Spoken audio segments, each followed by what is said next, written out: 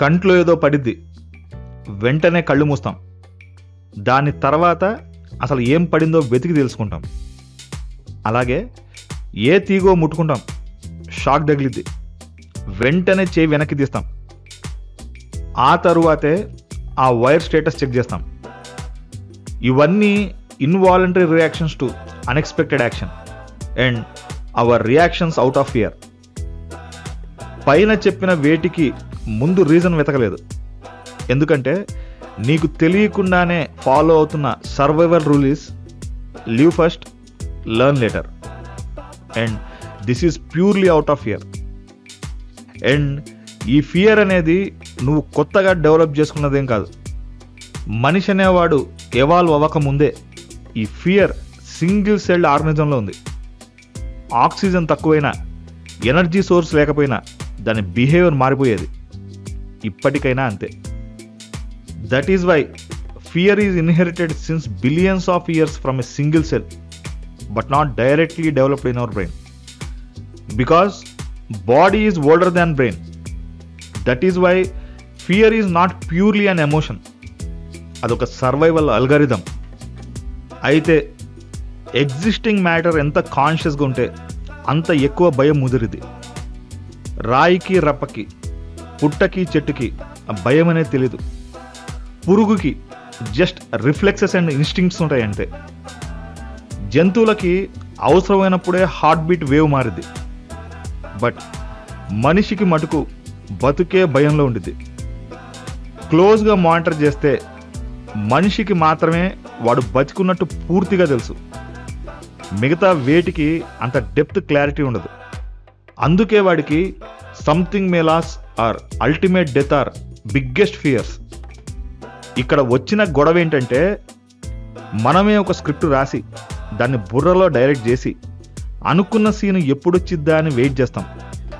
అసలు అది అలా వచ్చిద్దో రాదో అనే దిగులుతో మొదలై అది భయంగా మార్చుకుంటాం. ఇది ఇగో, అనుకున్నట్టే జరగాలి అనే ఇగో. రియాలిటీలో సీన్ మారిపోయింది.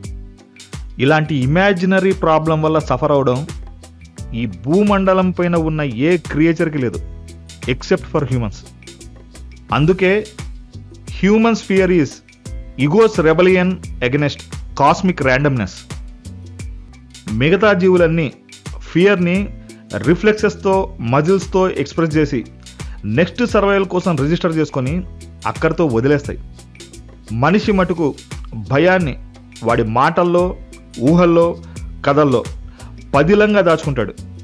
అండ్ అదేదో ఆస్తిని పంచినట్టు he teachers the same to the future generations through culture, family and religion. And this inherited illogical imaginations become fear.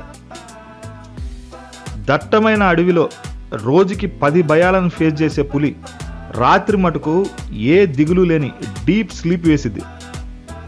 But humans మటుకు సీసీ కెమెరాస్ని ఇల్లంతా అలికి మరీ 4 గోడల మధ్య భయంతో కాపురం చేస్తూ ఉంటారు. మై ఫ్రెండ్, నీకు తెలుసా, హ్యూమన్ బ్రెయిన్కి యాక్చువల్ ఫియర్కి, ఇమాజిన్ ఫియర్కి మధ్య తేడా కనుక్కునే కెపాసిటీ లేదు. రెండిటికి ఒకటేలాగా రియాక్ట్ అయింది. అందుకే ఖాళీగా ఉన్నావు కదా అని నీ ఊహాశక్తితో దాన్ని కుదిపేసి కంగారు పెట్టకు. Fear control centre in the brain, amygdala, అదిరిపోగలదు. గుర్తుపెట్టుకో, అనవసరంగా భయపడిన నెక్స్ట్ సెకండ్ నువ్వు చచ్చినట్టే.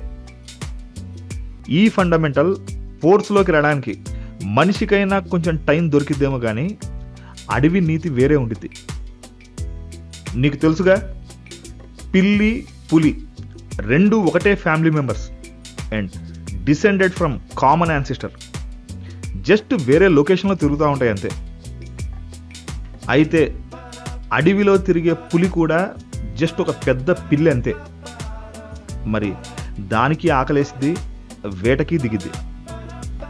ఆ వేట గనక వెనక నుండి కాక ఒకవేళ ఎదురు నుంచి కనబడితే అది చూసేది మటుకు అవతలున్న దాని కళ్ళల్లోకి మాత్రమే. ఆ పులి కంటే ఎత్తుగుండే ప్రతి దాన్ని అది సైకలాజికల్గా దానికంటే బలమైన దానిలాగా ఫీల్ అయిపోయింది. అప్పుడు కూడా అది జస్ట్ ఒక పెద్ద పిల్లి అంతే.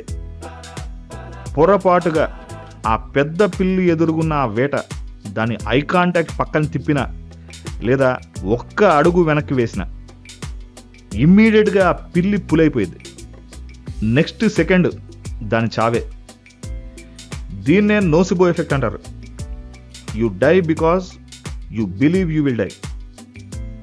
ఇదే ఎంటైర్ హ్యూమానిటీకి అప్లై అవుద్ది. నీకు తెలియదని తెలిస్తేనే అవతల వాడికి అప్పుడే తెలిసిద్ది. నువ్వు వీక్ అయినప్పుడే అవతల వాడు స్ట్రాంగ్ అవ్వడానికి ఆప్షన్ ఎనేబుల్ అయ్యింది. అండ్ నువ్వు ఆపితేనే అవతల వాడికి అల్లాడిచ్చే సందు దొరికింది. With your fear don't make an ordinary cat a big cat. భయపడితే చచ్చిపోతాం. ఇదే మనముంటున్న ఈ అడవి నీతి. అది